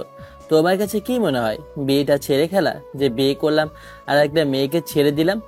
আমার থাপ্পড়টা দেওয়ার সাথে সাথে শ্রাবণী কান্না করতে লাগলো। আমি শ্রাবণীর উদ্দেশ্যে বলে উঠলাম, দেখো শ্রাবণী, আমি তো তোমাকে কখনো ভালোবাসিনি, বরঞ্চ তোমাকে সবসময় বন্ধুর চোখে দেখেছি। কিন্তু তুমি তুমি তো সবসময় আমাকে নিজের প্রেমিকা হিসেবে ভেবেছ। আমি কখনো তোমাকে আমার বন্ধু ছাড়া অন্য কিছু ভাবিনি। তোমাকে আমি সবসময় বোঝানোর চেষ্টা করেছি, কিন্তু তুমি আমার কথা বোঝোনি, বোঝার চেষ্টাও করোনি। তুমি নাছোড়বান্দা, তাই আমারও আর বোঝানোর বৃথা চেষ্টা করলাম না। কিন্তু আজকে তুমি যে কথাটা বলেছো, সেই কথাটা আমার প্রচন্ড পরিমাণ খারাপ লাগে। তখন শ্রাবণী চোখ মুছে বলতে লাগে, তুমি যদি ওই মেয়েটাকে নিয়ে হ্যাপি থাকো, আর তুমি যদি আমাকে সত্যি ভালো না বাসো, তাহলে ঠিক আছে, তুমি সুখে থাকো, ভালোবাসার মানুষটা সুখে থাকুক, এই আশাই আমি করি। আমি আর তোমার পথের কাঁটা হয়ে এখানে থাকতে চাই না। আমি চলে যেতে চাই অনেক দূরে, আর তোমাদের মাঝে আমি আসতেই চাই না আমার ভালোবাসাটা নিয়ে। শ্রাবণী কথাটা বলে কান্না চোখে ওখান থেকে চোরাতে চোরাতে চলে যায়, ভার্সিটি থেকে বের হয়ে যায়। কিরে, শ্রাবণীর সাথে এমনটা করলি কেন? আর শ্রাবণী মেয়েটা দেখতে তো খারাপ না। ওই মেয়েটাকে যে কোনো ছেলে দেখলেই প্রেমে পড়ে যেতে বাধ্য। এমনকি ওর সাথে প্রেম করার জন্য কত ছেলের লাইন ধরে থাকে। আর তোর সাথে যে মেয়েটার বিয়ে হয়েছে, ওই মেয়েটাকে তুই তো চিনিস না, জানিস না। আর ওই মেয়েটাকে তুই তো ভালোবাসিস না। না রুদ্র, তোর চিন্তা ধারণা একদমই ভুল। আসলে আম্মু আমার সাথে যে মেয়েটার বিয়ে ঠিক করেছে, সেই মেয়েটা অন্য আর কেউ না। মানে তোর কথা আমি ঠিক বুঝতে পারলাম না। তুই কি বলতে চাচ্ছিস, বিষয়টা আমাকে বল। আমি তো কিছুই বুঝতেছি না তোর কথা। আমার সাথে যে মেয়েটার বিয়ে ঠিক হয়েছে, ওই মেয়েটাই, আর কেউ না, ইরা। মানে আন্টি তোর সাথে যার বিয়ে ঠিক করেছে সে আর অন্য কেউ না, ইরা আপু? এরা আপুর সাথে তাহলে তোর বিয়ে ঠিক করেছে? হ্যাঁ, কিন্তু আমি ইরাকে আমার ভালোবাসার কথা বলিনি। ওকে শুধু বলেছি আমি ওকে স্ত্রী হিসেবে মানতে চাই না। এই কথা শুনে ও অনেক কষ্ট পেয়েছে, কিন্তু ভেবেছি ওকে আর আমি কষ্ট দেব না। ওকে আমি আমার মনের কথা খুলে বলবো। কাজটা কিন্তু তুই ঠিক করছিস না। এমনিতেই শ্রাবণীকে কষ্ট দিয়েছিস, এর উপর আবার ইরা আপুকে কষ্ট দিতে যাচ্ছিস। না, ওকে তো আমি সবকিছু খুলে বলবো, তুই চিন্তা করিস না। শুধু আর একটা দিন কষ্ট দিই, এরপরেই। ঠিক আছে, তুই যা ভালো মনে করিস। আচ্ছা চল, এখন তো ক্লাসের সময় হয়ে গেছে, ক্লাসটা করে নেই। আমি আর রুদ্র দুজনেই ক্লাসে যাই। ক্লাসে এসে দেখি শ্রাবণী নেই। শ্রাবণী মনে হয় বাসায় গেছে। ওর মনটা অনেক খারাপ, কারণ আমি ওর মনটা ভেঙেছি। কিন্তু আমার মনটা যে একজনের জন্য, আমি তো সবাইকে আমার মনটা দিতে পারবো না। ক্লাসটা শেষ করে যখনই ক্যাম্পাস থেকে বের হব, তখনই আননোন নাম্বার থেকে একটা কল আসে। জি, আসসালামু আলাইকুম, কে বলছেন? জি, ওয়ালাইকুম আসসালাম। আমি ইরা বলছি। কোথায় আছেন? আমাকে নিয়ে যাবেন না? আমি তো দাঁড়িয়ে আছি আপনার জন্য। বুঝতে পারলাম যে ইরা কল করেছে, তাই ওকে বললাম, তুমি 5 মিনিট ওয়েট করো, আমি বাইকটা নিয়ে আসছি। আপনি কি করছেন এখনো ক্যাম্পাসের মধ্যে? আমি তো জানি আপনার ছুটি হয়ে গেছে। আমি এখন প্রেম করছি, তোমার সমস্যা? ইরা নিঃসুপ, আর একটা কথাও বলছে না, চুপ হয়ে গেল। 10 মিনিট পর আমি ওর হসপিটালের সামনে আসি। দেখলাম ইরার চোখে জল পড়ছে, মনে হয় আমার কথা ও কান্না করে দিয়েছিল। বুঝি না ভাই, মেয়ে মানুষরা এত ইমোশনাল কোথা থেকে পায়? ছোটখাটো একটা কথা বলেই বাচ্চাদের মতো কান্না করে দেয়। ওদের স্বভাবটা যে এমনই। বাইকটা ওর সামনে এনে বললাম, বাইকে ওঠো। এরাও যেন বাধ্য মেয়ের মতো আমার কথা শুনে বাইকে উঠে পড়ে। এরপরও সাইডে ধরতেই আমি ওকে ধমক দিয়ে বলে উঠলাম, তোমাকে না বলেছি আমাকে ধরার জন্য? না হলে পড়ে যাবে। যদি পড়ে যাও তাহলে আম্মা আমাকে বকাবকি করবে। তোমার জন্য আমি আম্মুর কাছ থেকে বকা শুনতে পারবো না। ওনার কথায় আমি ভয়ে ওনাকে শক্ত করে জড়িয়ে ধরলাম। ওনাকে জড়িয়ে ধরার সাথে সাথে যেন আমার হাজার দুঃখ কষ্ট সব কিছুই নিমিষেই উধাও হয়ে যায়। বিষয়টা তো এমনই, সত্যিকারের ভালোবাসার মানুষের কাছে তো সব সুখ পাওয়া যায়। তাকে জড়িয়ে ধরলে যত হাজার কষ্টই থাকুক না কেন সব কিছু নিমিষেই শেষ হয়ে যায়। বাসায় আস্তে আস্তে সন্ধ্যা হয়ে গেছে। আজকে আসলে অনেকটা দেরি হয়ে গেছে আমি আসলে ক্যাম্পাসে বসে আড্ডা দিয়েছি। আমার আসতে আসলে অনেক ঘন্টা লেট হয়েছে। আমি লেট করেছি আর বকা দিয়েছি ওকে। আসলে এই কাজটা হয়তো বা ঠিক করিনি। দেখলাম ইরার মনটা খারাপ। এরার সাথে সাথে দেখলাম ওপরে আকাশটাও কেমন জানি না মন খারাপ করে ও মেঘলা হয়ে আছে। মেঘ ধরেছে, মনে হচ্ছে বৃষ্টি হতে পারে। প্রায় আধা ঘন্টা পর বাসার সামনে আসলাম। বাসার সামনে আসতে আম্মু দেখি বাসার সামনে দাঁড়িয়ে আছে। তখন আমার উদ্দেশ্যে বলে ওঠে, কিরে, তোদের আসতে এত সময় লাগলো যে? সে কখন সকালে বেরিয়ে গেছিস? কিছু খেয়েছিস কি না খেয়েছিস? কখন তোদের জন্য? কিন্তু তোদের কোনো তো খবরই নেই।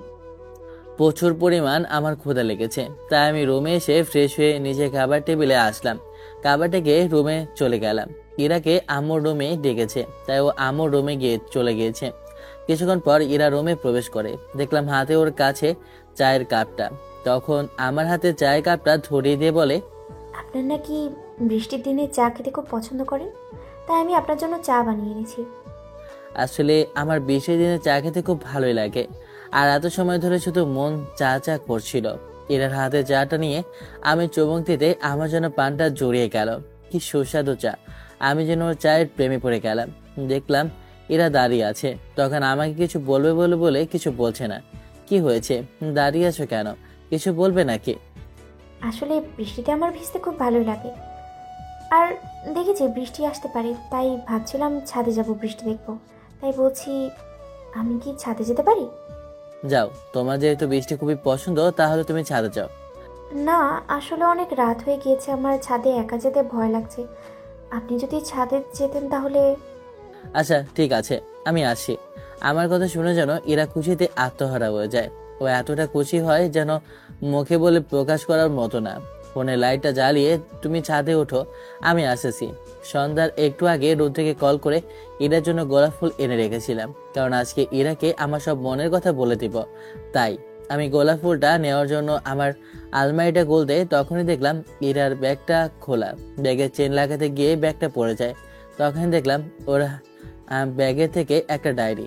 সবকিছু ভরে ডায়েরিটা হাতে নিলাম। ডায়েরিটা পড়া খুবই কৌতূহল প্রকাশ হলো, তাই আমি ডায়েরিটা হাতে নিয়ে সোফায় বসলাম। সোফায় বসে ডায়েরিটা খুললাম। ডায়েরিটা ভালোভাবে দেখলাম যে ডায়েরির মধ্যে শুধু আমাকে নিয়ে লেখা। একটা করে পৃষ্ঠা উল্টাচ্ছি আমি। ডায়েরিটা খুবই আগ্রহ সহকারে পড়তে লাগলাম। ডায়েরির প্রথমে লেখা আছে, নিলয় আমার খুব ভালো একজন বন্ধু। আমরা দুইজন একসাথে খেলাধুলা করি, কিন্তু এর মধ্যেই যে আমার সাথে ওর একটা ভালোবাসার সম্পর্ক হয়ে যাবে আমি নিজেও জানি না। ওর এখনও সে বোঝার বয়স হয়নি আমি যে ওকে ভালোবাসি। ও এখনও সব বুঝবে না, বড় হলে ঠিকই বুঝবে। আমার যখন 17 বছর বয়স, তখন আমি আম্মুকে সব কিছুই বলি, তাই আম্মু আমার সাথে নিলয়ের বিয়েটা ঠিক করে। আমি মনে মনে এতটা খুশি হয়েছি যে আমি মুখে তা বলতে পারবো না। আপনারাই বুঝে নিন, একটা মেয়ে যদি তার ভালোবাসার মানুষটাকে পায় তাহলে কতটা খুশি হয়। কিন্তু আমার খুশিটা যেন বেশি দিন থাকলো না। আম্মু আমাকে লন্ডনে পাঠিয়ে দেয় পড়াশোনার উদ্দেশ্যে, আর নিলয় থাকে বাংলাদেশে। কিন্তু লন্ডনে থেকেও যেন আমি সব খোঁজ খবর নিতে থাকি।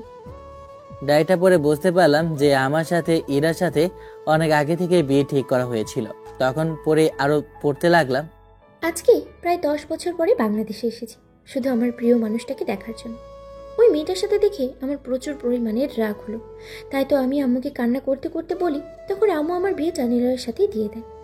আজকে আমার বাসর, আমি বসে আছি খাটের উপরে, বসেছি, কিন্তু এখনো খাটের ব্যাটাটা আসছেই না। নিলয়ের মুখে যা শুনছি সব শুনে আমার যেন মনটা ভেঙেই গেল। আমি যেন নিঃস্ব হয়ে গেলাম। আমার যেন বেঁচে থাকার সব কিছু হারিয়ে ফেলাম। যে মানুষটাকে এতটা ভালোবাসি, যে মানুষটার মুখে এমন কথা শুনে কি করে সহ্য করতে পারি আমি? হে মাহবুব, আমি তো কখনো অন্য ছেলেকে ভালোবাসিনি। শুধু আমি আমার ভালোবাসার মানুষটাকেই ভালোবেসেছি, তাকেই চেয়েছি, তাকে শুধু আমার স্বামী হিসেবেই চেয়েছি। তাহলে আমার সাথে কেন এমন হচ্ছে? আমাকে কত ছেলেই না প্রপোজ করেছে, কিন্তু আমি শুধু একজনকেই ভালোবাসেছি। কিন্তু সেই মানুষটা আমাকে আজকে ভালোবাসে না। কথাটা শুনতে যেন আমার হৃদয়টা কেঁপে ওঠে। নিলয়, তুমি যেদিন আমাকে ছেড়ে যাবে সেদিন মনে করবে আমার দেহটা থেকে প্রাণটাও চলে যাবে। তুমি যদি আমাকে ডিভোর্স দিয়ে ওই মেয়েটাকে বিয়ে করো, তাহলে মনে করবে ওই দিনের পর থেকে ইরা নামক আর কোনো মানুষ দুনিয়াতে থাকবে না, কারণ আমি যে তোমাকে আমার জীবনের চাইতে অনেক বেশি ভালোবাসি। ডায়েরিটা পরে বুঝতে পারলাম যে আমার সাথে ইরার সাথে আরো অনেক আগে বিয়েটা ঠিক করা হয়েছিল। তখন আরো পড়তে লাগলাম। ইরার ডায়েরিটা পড়ে আমার যেন চোখ ভিজে গেল। আমি এই মেয়েটাকে এত কষ্ট দিয়েছি, যে মেয়েটা আমাকে এত ভালোবাসে। না, আমি তোমাকে আর কষ্ট পেতে দেব না। আমি তোমাকে আমার ভালোবাসা দিয়ে সব কষ্ট পুষে দেব। কথাটা বলেই আমি ছাদে চলে গেলাম। ছাদে এখনো বৃষ্টি নামেনি, মেঘ হয়ে যেন কালো ছায়া হয়ে আছে, আর মাঝে মাঝে আকাশটা গর্জন করছে। আজকের আকাশটা আমার কাছে কেমন জানি খুব ভালো লাগছে। আমার মনটা যেন আজকে আনন্দিত হয়ে গেছে। প্রিয় মানুষটা তো আমার সাথে আজকে আসতে রাজি হয়েছে, এতেই আমি হাজার খুশি। কারোর হাতের স্পর্শে কেঁপে উঠলাম। পেছনে তাকিয়ে দেখি নিলয়। ইরার সামনে হাঁটু গেড়ে বসে গোলাপ ফুলটা বাড়িয়ে দিয়ে বললাম, ভালোবাসা অন্ধ কথাটা সত্যি ভালোবাসা কখনো রূপ দেখে হয় না। কবি বলেছে, তুমি যদি কারো মায়া আটকাও তাহলে সে মায়া থেকে তোমাকে বের করার পৃথিবীর কোনো শক্তিই নেই। আমি তোমার সেই মায়ে আবদ্ধ হয়েছি। হ্যাঁ রূপসী, আমি জানি না ভালোবাসা কেমন, ভালোবাসা দেখতে কেমন, কিন্তু তারপরও নিজের মনের মনস্থান থেকে বলছি, তোমাকে আমি সত্যি আমার মন থেকে ভালোবাসি। তোমাকে এত ভালোবাসি যে নিজের মুখ দিয়ে প্রকাশ করার মতো না। তুমি কি সত্যি হাজারটা ভালোবাসি, যে ভালোবাসার কোনো হয় না গণনা, হয় না মাপা। এতটা তোমাকে ভালোবাসি যে অতুলনীয়। আমি প্রথম যে নারীটার প্রেমে পড়েছি, সে মায়াবতী নারীটা তুমি। তুমি যে নারীটা আমার মন কেড়ে নিয়েছে, আমার রাতের ঘুম কেড়ে নিয়ে গেছে, সে নারীটা একমাত্র তুমি, যাকে প্রথম দেখায় আমার মনের এক প্রান্ত দিয়ে দিয়েছি। আমার বুকের বাম পাশটা তারই জন্য। তাকে আমি এতটা ভালোবাসি যে আমার ভালোবাসা কখনোই বোঝানো তাকে সম্ভব না, কিন্তু প্রকাশ করতে চাই। তুমি কি আমার হবে? তুমি কি সব সময় আমার হয়ে সারাটা জীবন আমার সাথে কাটিয়ে দেবে? আমার দুঃখ আর সুখের ভাগিদার হবে? সব সময় আমার পাশে থাকবে? ইরা যেন আর সহ্য করতে পারছে না, ও কান্না করে দেয়। আমাকে জড়িয়ে ধরে আমার বুকের মধ্যে কিলঘুষি মারতে মারতে বলে ওঠে, উত্তাপ বিলাই, আমিও যে তোকে কতটা ভালোবাসি বোঝানোর কোনো ভাষাই নেই। আমিও তোকে অনেক বেশি ভালোবাসি, তাহলে তুই আমাকে এত কষ্ট দিয়েছিস কেন? কথা দিচ্ছি আর কখনো তোমাকে কষ্ট দেব না। সব কষ্ট আমার ভালোবাসা দিয়ে তোমাকে পুষিয়ে দেব। তখনই মুষলধারে বৃষ্টি নামে। আমরা দুজন চাঁদের মধ্যে দাঁড়িয়ে আছি। বৃষ্টি যেন আমাদের মন প্রাণ দুটো ভিজিয়ে দিচ্ছে। আমি ইরার ঠোঁট আমার নিজের ঠোঁটের সাথে দখল করে নিয়ে, বৃষ্টির দিনে আমাদের এমন রোমান্টিকতা যেন বৃষ্টিকে আরো অতুলনীয় করে দিচ্ছে। বৃষ্টি দেখতে সুন্দর, কিন্তু সাথে যদি প্রিয় মানুষটা থাকে তাহলে তো আর কোনো কথাই নেই। আমি আর ইরা দুজনে নাচ শুরু করতে লাগলাম, আর ইরা গান গাইতে লাগলো। কেন মেঘ আসে হৃদয় আকাশে, কেন মেঘ আসে হৃদয় আকাশে, তোমারে দেখিতে দেয় না মোহ মেঘে, তোমারে দেখিতে দেয় না মোহ মেঘে, তোমারে অন্ধ করে রাখে, তোমারে দেখিতে দেয় না। মাঝে মাঝে তব দেখা পাই, চিরদিন কেন পাই না। মাঝে মাঝে তব দেখা পাই, চিরদিন কেন পাই না। ক্ষণিক আলোকে আখিরি পলকে, তোমায় যবে পাই দেখিতে, ওই ক্ষণিক আলোকে আখের পলকে, তোমায় যবে পাই দেখিতে, ওহে হারাই হারাই সদা হয় ভয়, হারাই হারাই সদা হয় ভয়, হারাইয়া ফেলি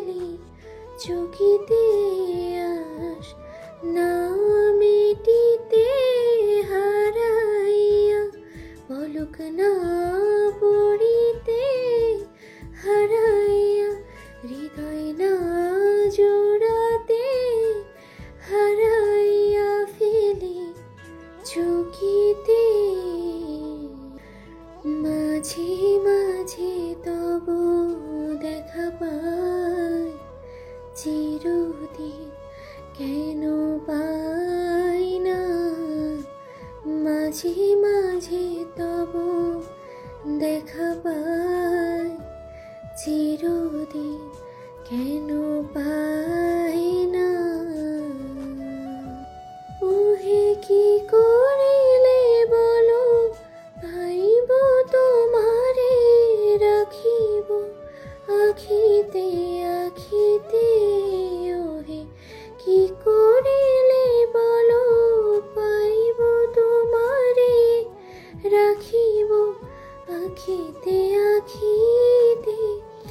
ওহে তো প্রেম আমি কোথা পাব না, এত প্রেম আমি কোথা পাব না। তোমারে হৃদয়ে রাখিতে আমার সাধ্য কি বা, তোমারে দয়া না করিলে কে পারে। তুমি আপনি না এলে কে পারে হৃদয়ে রাখিতে। মাঝে মাঝে তব দেখা পাই, চিরদিন কেন পাই না। ওহে আর কারো পানে চাহিব না আর, করিব হে আজি প্রাণপণ। ওহে আর কারো পানে চাহিব না আর, করিব হে আজি প্রাণপণ। ওহে তুমি যদি বলো এখনই করিব, তুমি যদি বলো এখনই করিব। বিষয় বাসনা বিসর্জন দেব শ্রীচরণে, বিষয় দেব কাতরে। বিষয় দেব তোমার লাগি, বিষয় বাসনা বিসর্জন। মাঝে মাঝে তব দেখা পাই, চিরদিন কেন পাই না। কেন মেঘ আসে হৃদয় আকাশে, কেন মেঘ আসে হৃদয় আকাশে। তোমারে দেখিতে দেয় না মোহ মেঘে, তোমারে দেখিতে দেয় না মোহ মেঘে। তোমারে অন্ধ করে রাখে, তোমারে দেখিতে দেয় না। মাঝে মাঝে তব দেখা পাই, চিরদিন কেন পাই না। মাঝে মাঝে তব দেখা পাই, চিরদিন কেন পাই না। এই গানের সাথে আমাদের রোমান্টিক ভালোবাসার গল্পটাও শেষ হয়ে যায়। আপনারা আমাদের জন্য দোয়া করবেন, আমি যেন আমার সিনিয়র বউকে নিয়েই সারা জীবন ভালো থাকি। আল্লাহ হাফেজ, tata, bye bye, have fun, খোদা হাফেজ। আর আপনাদের জন্য আরেকটা কথা, সেটা হলো আমার ভয়েসে মানে ফুল গল্প বা আমার চ্যানেলে যে গল্পগুলো চলছে, ওই গল্পগুলা রিসেন্টলি দেখবেন যে অনেকগুলা চ্যানেলে চলছে। তো ওইগুলা আইসা শুধু আমার কমেন্ট বক্সে একটু কমেন্ট করে দিবেন, বাকিটা আমি স্ট্রাইক যা মারা লাগে আমি মেরে দিবনি। তো আপনারা শুধু এতটুকুই করবেন, আমার সামনে তো আর আসে না, আসলে আপনাদের সামনে আসে। আর ভালো থাকবেন, সুস্থ থাকবেন, আল্লাহ হাফেজ।